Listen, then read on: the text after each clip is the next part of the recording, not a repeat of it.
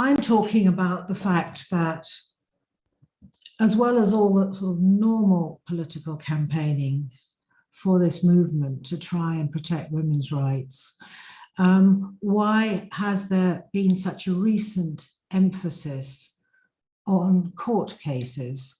Well, obviously, the simple answer to that is that you do everything that you can to try and push your project forward to create these protections. But there has been a particular emphasis on this, particularly in the UK recently. And increasingly, there are cases in America as well. And I think a large number of cases will come on stream there. We'll certainly have more cases in the UK too. So I'm going to briefly talk about, well, why have we moved in that direction? Obviously, especially when people are asked to crowdfund, it's like seems to be large amounts of money.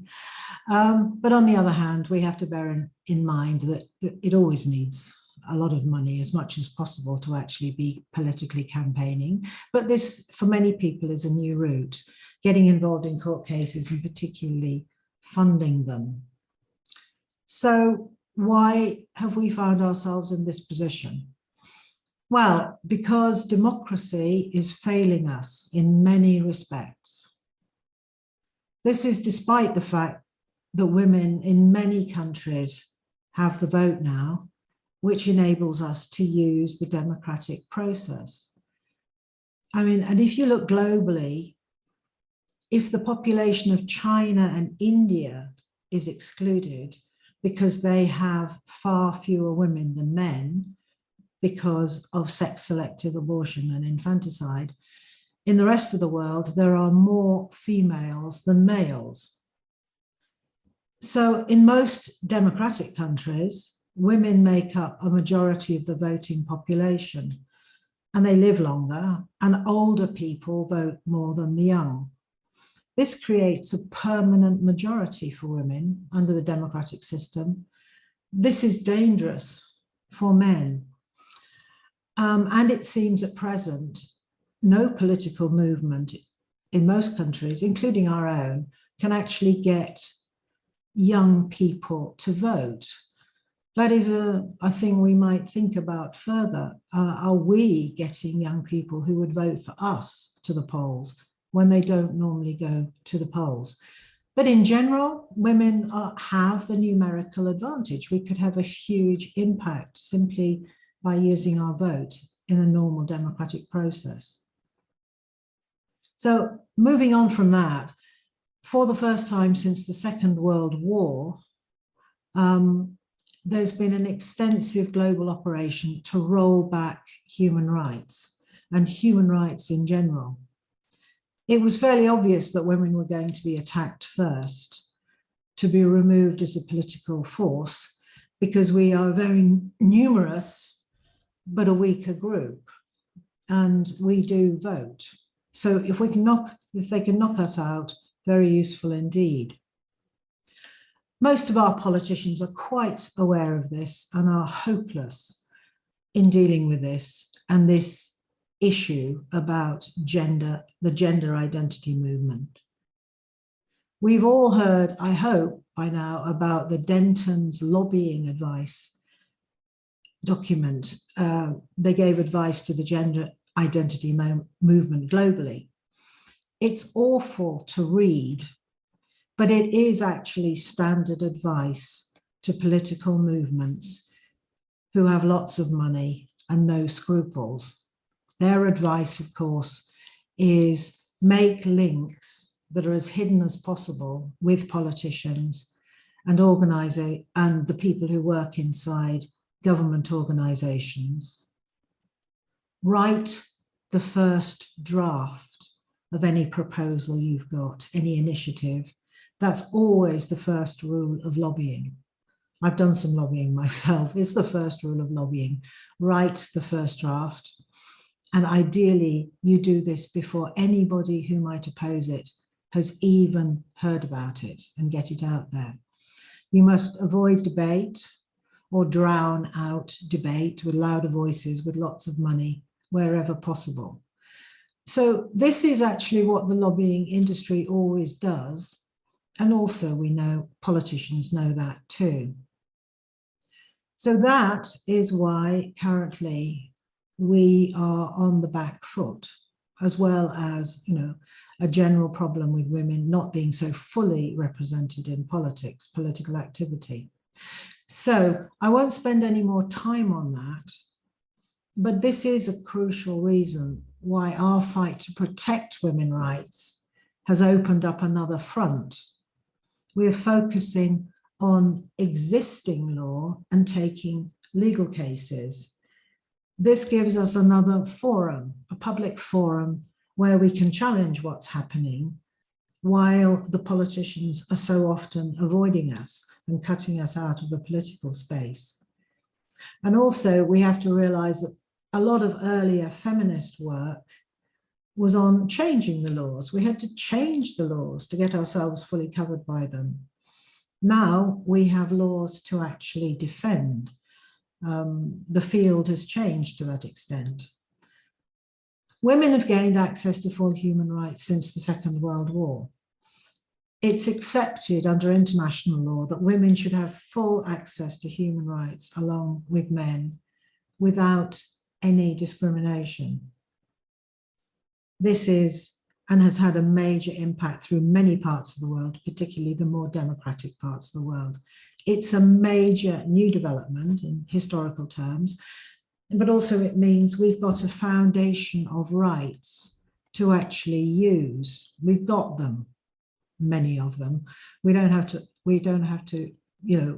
we're being attacked because we've got them. Okay.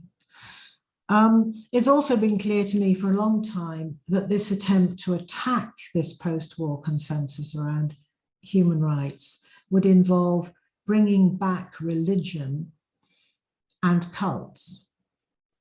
It started with several of the existing, large religions 30 years or so ago in many places, and it's spreading. And we all know what's happening in Russia, India, Poland, the USA itself, of course, and we can probably think of other examples. These are all countries where religion still had a lot of power, the existing religions, so bring them back, make them more powerful, challenge this secular post-Enlightenment idea of everybody having the same universal human rights. But of course, religion's been rolled back in many countries, so a new cult was needed, particularly in those countries where that has actually been happening. And thus we see what has appeared, particularly in what probably many people here feel we're living in the more democratic countries. Well, then we need something new to fight that. You can't push people back to the older religions. So looking on from that, the reality is we have got established rights in many, many texts, and we've got many, many laws which give us these rights too in our own countries. The drive of these cults is to undermine the rule of law. They don't want Enlightenment principles, and they are completely unconcerned with the fact that these laws have been brought into effect in most places by democratic means. So this is where we are at the moment. We're so used to critiquing the law and urging changes to it to improve it for women. We now have discovered that we're in a situation where we need to fully appreciate and use what we already have to ensure the rule of our existing laws, to ensure the rule of law, and to protect what we've gained. So this feeds into this idea of bringing many legal cases. And as most people know, a lot of legal cases have already been brought in the UK in the last few years and are happening all the time. And as I say, will maybe start in other countries, will certainly be starting in the USA. So to give people some helpful information today, I thought I would look at some of the cases that there have been, mainly in the UK and also one in the US. I'll be doing this very briefly because I'll be quoting from some of the judgments and some of the really useful things which have been put in judgments in these cases.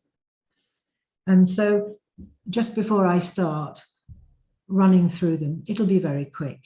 I want to point out that both countries, the UK and the US, now have a Supreme Court, because previously the British had a different name for their highest court. So I'm talking here initially about two different Supreme Courts, one in the US and one in the UK.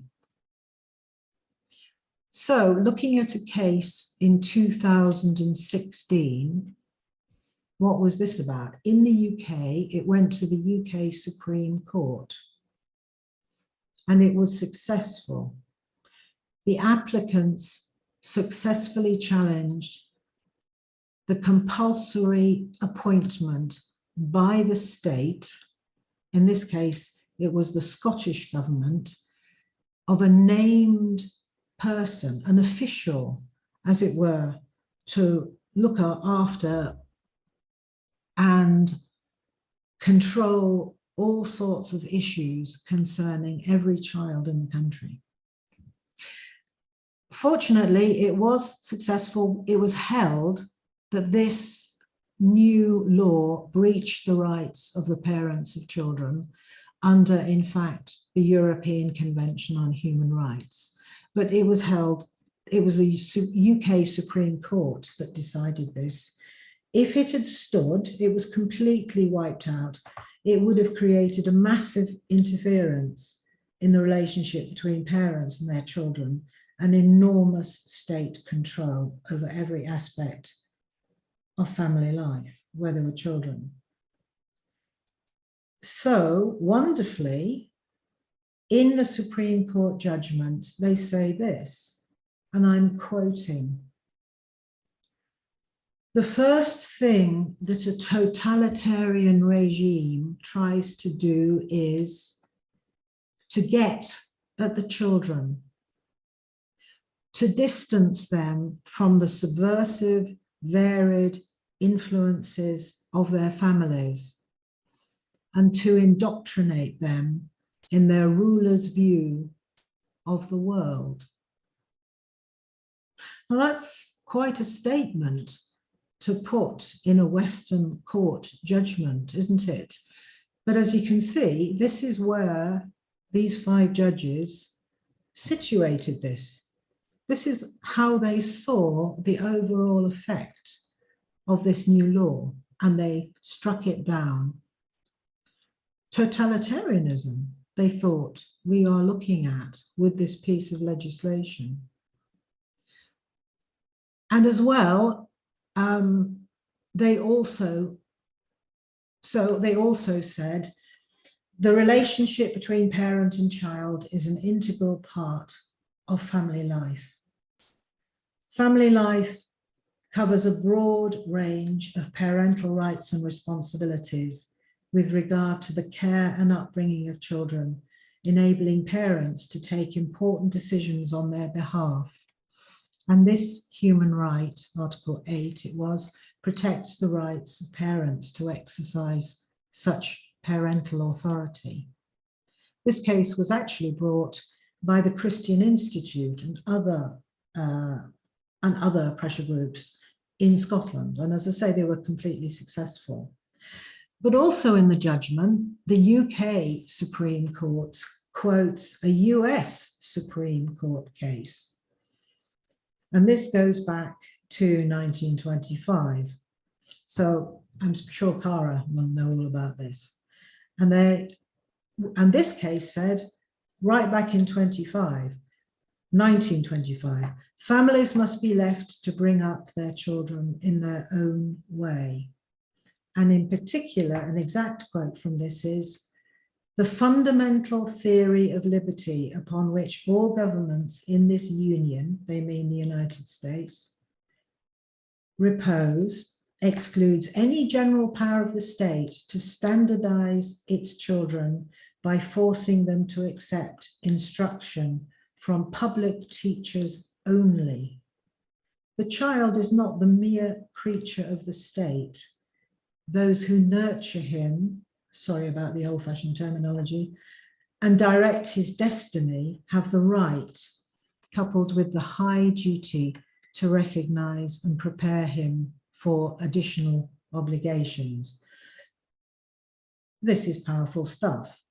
You can always obviously date many of these things by the particular terminology, but the idea is the same. So both Supreme Courts say in binding judgments, there's an inextricable link between the protection of the family and the protection of fundamental freedoms in liberal democracies, as opposed to, of course, totalitarian systems. Now, in 2020, there was another case in the UK, and this is called the Mcconnell case, because that was the name of the woman who had become a holder of a UK gender recognition certificate and then had a child. She went to the UK courts and asked to be registered as the father of this child, or she suggested she could also be called the parent or a gestational parent on the birth certificate. And what did the UK court say? They said, substituting a word such as parent for the word mother is completely inappropriate. It's a decision, if it was to be made, for society through Parliament. Here, the court saying, we step back. We're living in a parliamentary democracy. All things shouldn't be decided by us, a court. In fact, it should be decided by Parliament, after all the proper democratic processes. Fortunately, this was the end of this case. So that was an important decision in British law, and the word mother is protected.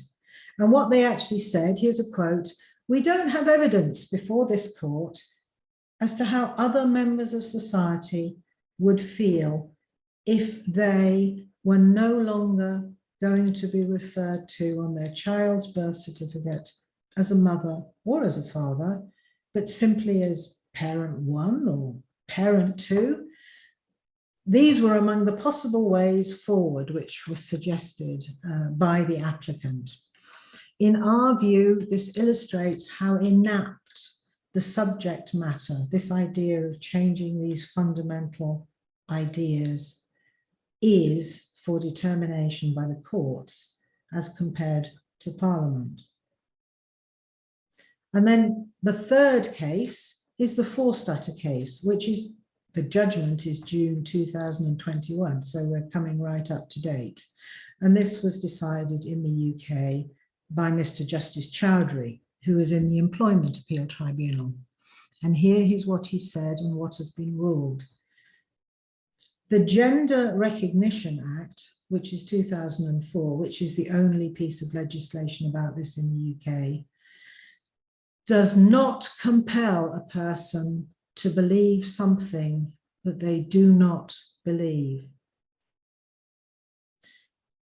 And the court also ruled, he ruled, this belief that you don't have to believe that somebody has changed sex, this belief is one worthy of respect in a democratic society.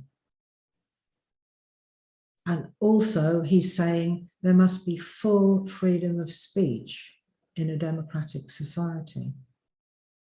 He goes on to say, which is another useful quote, there's evidence that this gender critical belief is not unique to her, this is Maya Forstater, but is widely shared, including amongst respected academics.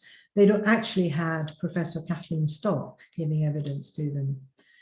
The popularity of a belief does not necessarily insulate it from being one that gravely undermines the rights of others.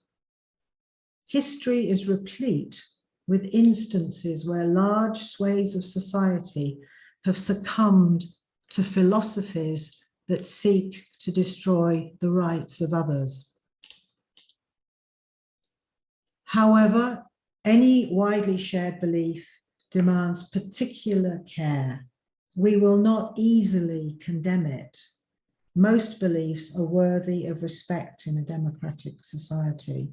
You have to go a long way to show that you have beliefs which are going to damage other people's rights in a democratic society. So again, he's talking about the risks of totalitarianism. He also goes on, I'm coming to the end soon. Great, thank you.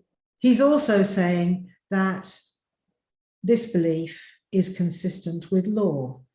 And it would be absolutely jarring to say that somebody's beliefs, which are in line with law created by your society, can be overridden. His wording actually meant, he said, I think this is absurd and dangerous. So as just the cases I've quoted from, that covers 9 judges, male, 2 women. So even the men can work out what's happening here, okay? So I want to wind up by saying, at the broadest level, the UK judges are really clear about what's happening here, how dangerous and extensive the aims of the gender identity cult are. And they have made rulings which back this up. We must use them. And my final point is, this is why the work of tribunal tweets is so crucial and so helpful. Millions of people are now becoming aware of these issues through this process of taking them to courts. And this is enormously helpful. Imagine if tribunal tweets had already been operating in 2016 when the Scottish case was decided, but they are working now and they're doing a tremendous job, and we must all use this legal route as much as possible. Do you want to quickly say what tribunal tweets is for women who may not know? Oh yeah, sure. So in the UK, because you are allowed to go to court cases, I mean, it's to be in public. So what's happening is you can get a voice feed of what goes on in the court. You can't record it, but you can hear, because of Zoom and everything, rather than actually having to be in the court. So lots of people can hear what's going on. But tribunal tweets go and they act like reporters. They sit there in a rota and somebody types down everything that's happened. So we have a written record of everything that the witnesses said and all the questions they were asked. So it's not like an official court transcript, but it nearly is. So we're doing this now for these important cases. Loads of people are reading it on Twitter, but then also you can come back later and journalists come back. And because, and use it. And because of course we've had such this trouble with journalists not having the money and time to cover issues, it's even feeding back into the mainstream media, because a journalist doesn't have to sit there for 6 days, which they won't. But they can read the tribunal tweets version of what went on, and then they can put it in the newspaper as well. It's a really wonderful new invention. And they've had, like, the last couple, I can't remember if I said this in the speech, but they said they'd had Maya Forstadter's, something like 25 million people around the world had taken notice. And the last one that's just finished, is just finishing up this week, it was over 30 million people who'd connected with it in some way. They wouldn't have sat there and listened to the whole thing, but more than 30 million people taking an interest in what's going on.